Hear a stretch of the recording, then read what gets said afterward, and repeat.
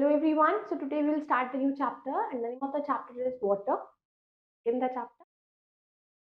Chapter 5, water, learning objective. Through this chapter you'll be able to know about water cycle, saline water, importance of ocean tides, fresh water, major water bodies, water movement, tsunami, theory of ocean waters.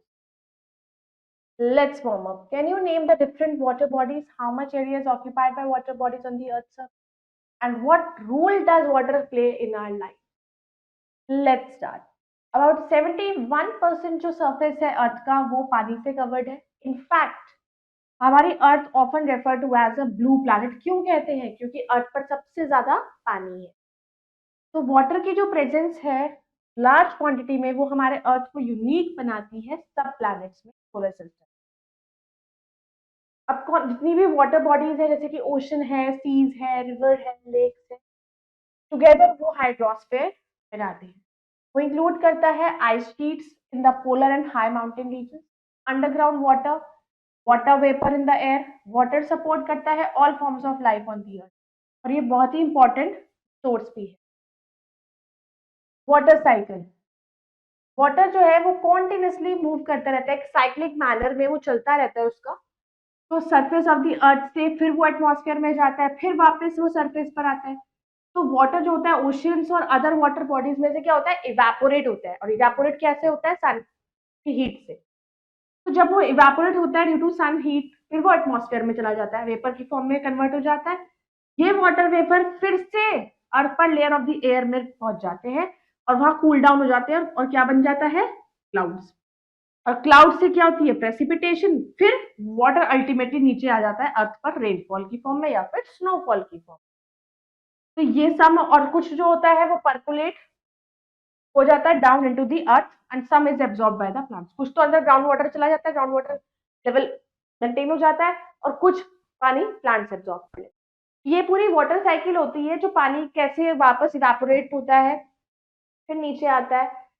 This is the complete water cycle.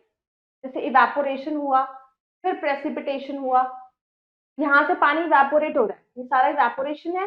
Evaporation से फिर वो vapour में आ गया, वहां cloud बन गए, फिर precipitation बनकर वो पानी की फॉर्म में नीचे आ गया.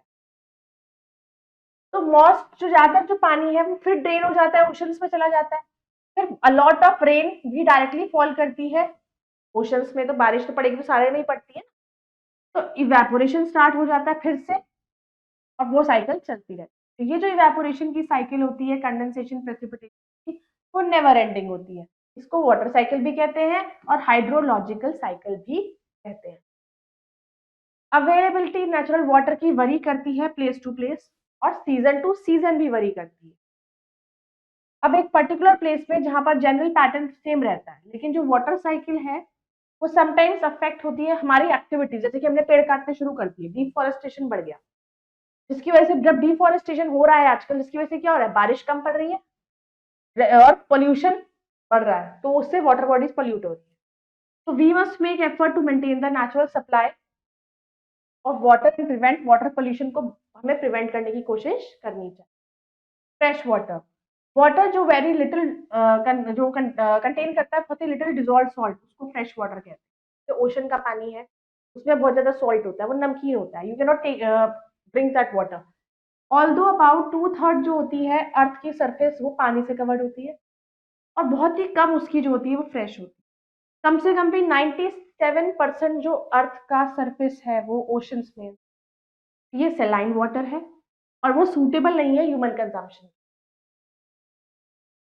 रिमेनिंग जो 3% है वो फ्रेश वाटर है. उसमें से 2% वाटर जो है वो आइस कैप की फॉर्म में है, ग्लेशियर्स फॉर्म में है, जो रीच नहीं हो सकती, जो हम उस पर पहुंच नहीं सकते. तो खाली बचता है हमारे पास 1% अर्थ का वाटर जो इजीली हमारे पास अवेलेबल भी है और ह्यूमन यूज के लिए फिट भी है. अब वो फाउंड होता है सरफेस वाटर, रिवर्स में, लेक्स में, as ground water and as water vapour in the atmosphere. अब फ्रेश वाटर जो होता है सबसे मोस्ट वैल्यूएबल नेचुरल रिसोर्स है अर्थ का. डिस्ट्रीब्यूशन फ्रेश वाटर का हाईली अनइवन होता है वर्ल्ड में, क्योंकि ड्यू टू डिफरेंसेस की वजह से, क्लाइमेटिक कंडीशन में जब चेंजेस आते हैं उसकी वजह से. रीजन्स में जहाँ प्रेसिपिटेशन ज्यादा होती है इवेपोरेशन से, एक्सेस वाटर हो जाता है. तो रीजन्स जहाँ पर इवेपोरेशन ज्यादा हो प्रेसिपिटेशन से, तो जहाँ डेफिशिएंसी होती है वाटर. और ये रिजल्ट करता है in the formation of desserts. ऐसी जगहों में क्या बन जाते हैं? डेजर्ट। सरफेस वाटर सबसे common source of fresh water होता है। इसको हम एक्सट्रैक्ट करते हैं from reverse and lakes.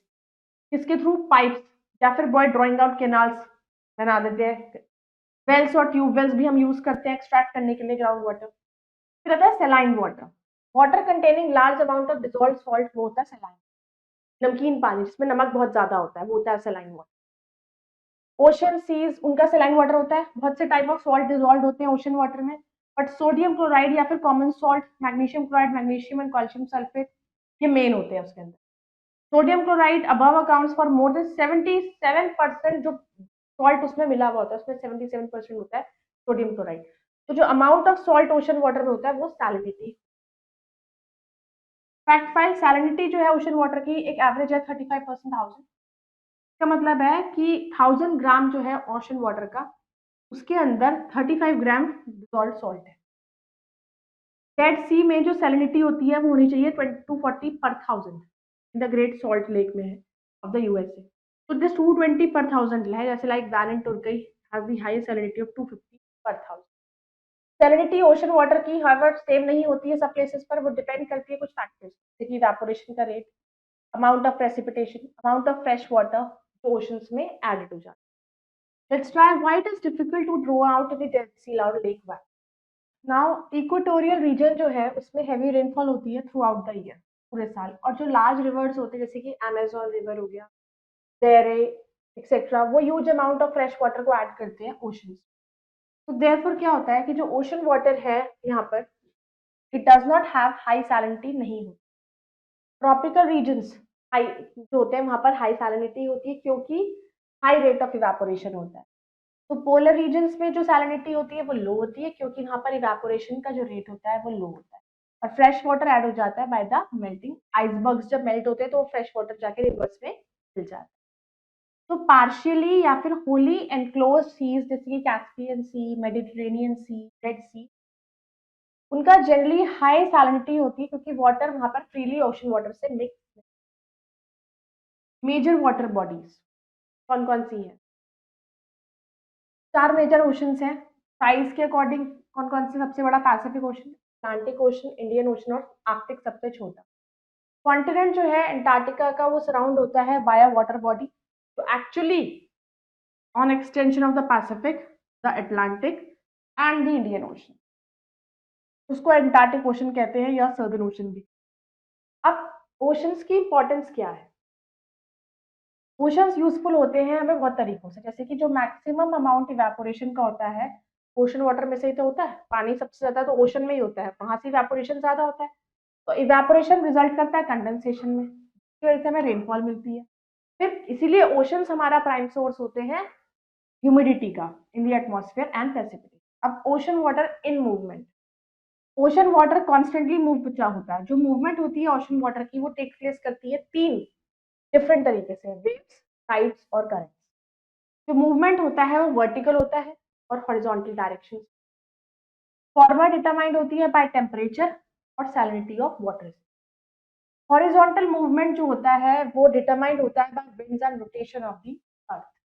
Now winds generate waves. Winds क्या करती है? वो वेव्स को जनरेट करती है, सरफेस करंट्स को जनरेट करती है, gravitation pull of the moon and sun tides produce करते हैं। मून की वजह से ही जो टाइड्स आती हैं, हाई टाइड, लो टाइड, तो डिफरेंसेस टेम्परेचर में, सैलिनिटी में, density of ocean water and prevailing winds क्या करता है?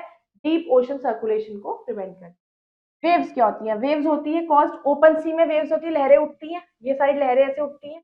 कैसे होती है? विंड, जब हवाएं जो होती है पुश होती है against the surface of the ocean water. जहां पर विंड्स और ओशन कॉन्ट्रैक्ट में आते हैं, कॉन्टैक्ट में, तो एनर्जी पास होती है by the moving air to the water, और वो फ्रिक्शन के थ्रू।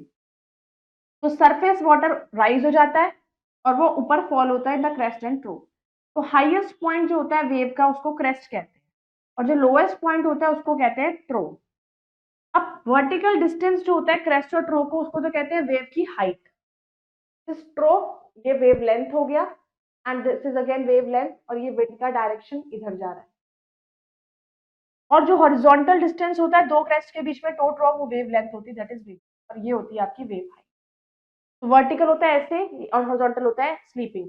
तो ये वर्टिकल डिस्टेंस जो इन दोनों के बीच होगा वो वेव लेंथ होता है, वेव हाइट होती है, हॉरिजॉन्टली वेव लेंथ। शेप और साइज जो होता है वेव का वो स्पीड, विंड की स्पीड कितनी है उस पर डिपेंड करता है। काम डेज पर क्या होता है, जब शांत होता है तो वेव जो होती है वो कम होती है, लहरें छोटी है, और जब तेज हवाएं चलती है तो लहरें उतनी ही भयानक और ह्यूज होती है। अब जब तूफान आता है तो वेव्स की हाइट बढ़ जाती है, जिसके कारण ही सुनामी वगैरह भी आती हैं, इवन डिस्ट्रक्टिव होती है। अर्थक्वेक और स्ट्रॉम से क्या होता है, अगर बाई चांस अर्थक्वेक आया तो अर्थक्वेक से जब टेक्टोनिक प्लेट्स हिलती हैं तो उससे ऑटोमेटिकली कई बार फ्लड भी आ जाता है। ह्यूज वेव्स होती है, जिसको टाइडल वेव्स और सुनामीज कहते हैं। जैसे जैसे वो कोस्ट पर पहुंचती हैं तो वो कर्ल हो जाती हैं, कर्ल हो जाती है, कर्ल ऐसे कर्ल होनी शुरू हो जाती हैं, और up in a series of breakers resulting in lot of froth and Surf. तो ये हैपन होता है क्योंकि डेप्थ, वाटर की गहराई की वजह से नियर द कोस्ट, वो कोस्टल एरियाज के पास जब पानी ज्यादा होता है, इस कारण से ये सब होता है। ये वेव की हाइट इंक्रीज हो जाती है और स्पीड ऑफ वेव डिक्रीज हो जाती है, जिससे वेव शोर के बिल्कुल किनारे तक पहुंचने वाली होती है। अब जो वेव का साइज होता है वो डिपेंड करता है वाटर की डेप्थ पर। वेव्स में जो पानी, वाटर जो होती है वेव्स के अंदर, वो खाली ऊपर की तरफ ही नहीं जाता, नीचे भी आता है, लेकिन टू एंड फ्रो होता है। लेकिन वेव्स जो होती है वो इतनी कन्फाइंड होती है इन द सरफेस, होता है टाइड। एक visit to the sea side shows that sea water gradually rise up हो जाता है, बीच बीच एरिया होते हैं वहां पर उसका वाटर एकदम हाई होता है during certain part of the day, और कुछ टाइम के बाद वो वापस रिसीड या एब्ज हो जाता है फॉरेन लेवल जब उसका नीचे हो जाता है। तो ये ऑल्टरनेट राइज और फॉल जो होता है सी वाटर में हर एक 6 आवर्स बाद, उसको टाइड कहते हैं। तो in a day we have two flow tides होता है या हाई टाइड्स होती हैं, और टू एब टाइड्स होती है, लो टाइड्स होती है, like 6 hours into 4 that is 24 hours. Tides caused होते हैं बाय ग्रेविटेशनल पुल या फिर सन की वजह से, या moon exerted on ocean. Effect जो होता है मून का वो ज्यादा प्रोनाउंस्ड होता है क्योंकि वो अर्थ के पास होता है। अब फुल मून और न्यू मून फेजेस के दौरान जो सन, अर्थ और मून वो पोजिशनड होते हैं in one line. Combined gravitational force जो होती है सन की एंड मून की वो बहुत ही स्ट्रांग होती है। फ्लो टाइड्स जो होते हैं वो हाईएस्ट होते हैं, एंड एब टाइड्स जो होते हैं वो लोवेस्ट होते हैं। तो ये एक्स्ट्रा हाई टाइड्स को हम स्प्रिंग टाइड्स भी कहते हैं। एट फर्स्ट क्या होता है, quarter and last quarter phases पर सन और मून जो होते हैं ये सच पोजिशन होते हैं दैट उनका ग्रेविटेशनल पुल एक्ट करता है ऑन दी अर्थ एक राइट एंगल, और हर partially offsets the influence of the other. तो डेली टाइडल रेंज लेस होती है, और ये very low tides deep tides होती है। फैक्ट फाइंड, जो टाइडल रेंज होता है वो डिफरेंस बिटवीन हाई और लो टाइड में वो मैक्सिमम होता है स्प्रिंग टाइड में। एक्चुअल डिफरेंस हाइट में बिटवीन स्प्रिंग टाइड्स एंड नीप टाइड्स इज अबाउट 20%। वाइज क्यों टाइडल रेंज जो होती है वो लो क्यों होती है नीप टाइड। सिग्निफिकेंस क्या होते हैं टाइड्स के, टाइड्स यूजफुल होती है फिशिंग के लिए, नेविगेशन के लिए, वो हेल्प करती है शिपिंग और ट्रेड में। जब लेवल ऑफ वाटर राइज हो जाता है टाइड्स की वजह से, छोटी शिप्स और जो होती हैं फिशिंग बोट्स जो होती हैं वो एंटर करती हैं, otherwise shallow waters of deltas and estuaries. Tidal water clear कर देता है lot of mud, silt, garbage जो पानी के साथ आ जाता है ना, कूड़ा और मिट्टी, उसको साइड कर देता है फ्रॉम द लैंड से, डेप्थ ऑफ द सी में जाता है। फिर क्या होता है, टाइडल एनर्जी को हम यूज करते हैं इलेक्ट्रिसिटी जनरेट करने के लिए, कनाडा, यूके, फ्रांस और जापान में होता है। टाइड्स हेल्प करती है मैरीन ऑर्गेनिजम्स को फूड लेने में। तो जैसे वेव्स, लहरें उठती है ना, लहरें के उठने की वजह से जब वो एनिमल वो भी बाहर आते हैं कुछ, तो फॉलिंग वाटर लेवल्स, तो उनको फूड भी मिल जाता है। फिर ओशन करंट्स क्या होते हैं, ओशन करंट जो होता है वो लार्ज वाटर बॉडीज का मूवमेंट होता है तो ओशन वाटर का, इसकी फॉर्म में streams on the surface of ocean along a definite currents moving from equatorial region से टू कोल्ड पोलर रीजन, वो वार्म करंट्स होते हैं। दोस्त जो मूव कर रहे हैं पोलर रीजन से टुवर्ड्स इक्वेटोरियल रीजन वो होते हैं कोल्ड करंट। एक्चुअल डिफरेंस जो टेम्परेचर में होता है वार्म एंड कोल्ड करंट्स का वो होता है ओनली फ्यू डिग्री सेल्सियस। अब वो हेल्प नेविगेशन में ही नहीं करते शिप्स की नेविगेशन, बट ऑल्सो प्रोवाइड करते हैं अच्छे फिशिंग ग्राउंड्स, इंपॉर्टेंट होते हैं। जैसे ओशन करंट्स नॉर्मली स्विफ्ट होते हैं, डीप होते हैं, नारो होते हैं, उनकी स्पीड रीच करती है 2 से लेके 10 किलोमीटर पर आवर। ब्रॉडर और स्लोअर करंट्स जो होते हैं शैलो इन डेप्थ, उनको ड्रिफ्ट्स कहते हैं, उनका मूव करते हैं एक speed of 1 to 3 kilometre per hour. बहुत सारे फैक्टर्स भी होते हैं जो ओशन वाटर्स को एज करंट्स मूव करने में हेल्प करते हैं। लाइक डायरेक्शन और मूवमेंट ओशन करंट्स का जनरली कौन कंट्रोल्ड होता है? By the direction of prevailing wind. Winds जितनी भी तेज हवाएं चल रही है उससे डिपेंड करता है। वेरिंग टेम्परेचर, सैलिनिटी और ओशन वाटर की density. Shape adjoining coast line का। करंट्स इन नॉर्दर्न हेमिस्फीयर वो डिफ्लेक्ट होते हैं to the left and flow करते हैं क्लॉकवाइज डायरेक्शन में, और सदर्न हेमिस्फीयर में उनकी डायरेक्शन एंटी क्लॉकवाइज हो जाती है क्योंकि कोरोलिस और फोर्स की वजह से। सुनामी क्या होता है? Fury of ocean water. अब लार्ज मास सी वाटर का क्या फॉर्म करता है? मैसिव सी वेव, बहुत ही मैसिव, बहुत ही भयानक सी की वेव जो डिवास्टेट करती है, as you can see in the picture tsunami wave. It devastate a coastal area को खत्म कर देती है। यूजुअली ट्रिगर्ड होता है by displacement of the rocks, हिल जाती है रोड पर। तो इस तरह का जो लार्ज वर्टिकल मूवमेंट होता है और डिस्प्लेसमेंट होता है क्रस्ट का, generally occur at plate boundaries. Earthquake displace कर देता है सी फ्लोर को, जो in turn large mass of water को कॉज करता है 100 kilometre long on the surface to move in huge waves की फॉर्म में वो सरफेस पर आ जाए। अब ओपन सी में क्या होता है? जो हाइट होती है वेव की वो ओनली होती है अबाउट 1 मीटर, बट उसकी स्पीड 500 से 1000 किलोमीटर प्रति घंटा के हिसाब से। लहरों की जो ऊंचाई तो कम हो सकती है लेकिन उसकी स्पीड बहुत तेज होती है। तो स्पीड सुनामी की रिड्यूस हो जाती है क्लोज टू द शोर के पास आके कम होती है, लेकिन उसकी हाइट बढ़ जाती है। जब वो कोस्ट पर पहुंच जाती है तो tsunami lashes on to the land, destroying structures, building destroy हो जाती है, सारा जो भी उसके रास्ते में आता है सब डिस्ट्रॉय हो जाता है। तो सुनामी का डेंजर पीरियड लास्ट कम से कम बहुत सालों तक घंटों तक रहता है आफ्टर मेजर अर्थक्वेक इन सी। अगर सी में अर्थक्वेक आया है तो उसके बाद जो सुनामी आती है उसका इफेक्ट बहुत लंबे समय तक। Case study Japan tsunami. March 11, 2011 में क्या होता है? एक मैसिव सुनामी ट्रिगर हुई थी बाय मेजर अर्थक्वेक की वजह से, जिसने जापान को हिट किया because of a tectonic plate shift. Sea floor को शिफ्ट किया और to the east of to the coast of Sendai, north Honshu, जो नॉर्थ अमेरिकन प्लेट थी वो मीट करी पैसिफिक।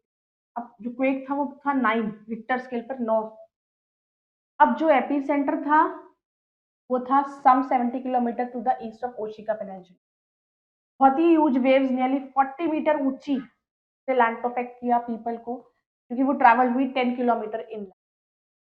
कम से कम भी 15,861 person reported dead and 6,107 injured and 3,018 declared missing.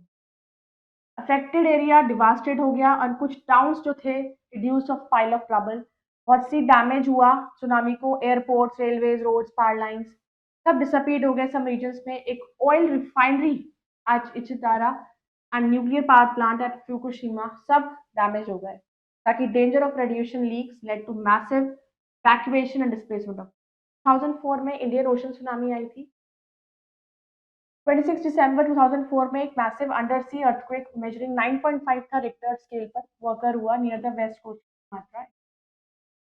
ये जो अंडर सी अर्थक्वेक था वो अकर हुआ due to movement of lithospheric plates की वजह। तो एक massive fault tilted nearly 10 to 20 meter wide. Water rushed into the fill the displacement of sea floor. It developed a tsunami, 30 meter high waves जो devastated करा उसने बहुत सारे coastal areas को। बहुत सी countries जो थी in the region including those on the east coast of Africa nearly 4,500 kilometers from point of origin, coastal areas of Indonesia, Sri Lanka, India, Thailand suffered immense damage to life. And let's come to glossary. Equatorial region, regions that receive direct sun. Navigation, finding directions, drift, slow and shallow ocean current. Quick review: hydrosphere, realm of water on the earth. Characteristics ocean water की worry करती है अलग अलग parts of the world में। कुछ important characteristics, salinity and temperature. Waves और tides vertical movements होते हैं, जबकि ओशन करंट्स हॉरिजॉन्टल मूवमेंट होता है ओशन वाटर का। टाइड्स जो होते हैं ऑल्टरनेट राइज होते हैं, fall of sea water twice a day caused by gravitational pull of the sun and the moon. Ocean currents mass of water होता है moving from equator to the poles and back. वो cause होते हैं by the action of winds, variation in density of ocean waters. So I hope you all have understood this chapter. You can go through it again. We'll meet in the next video. Till then, bye bye. Take care. Thank you.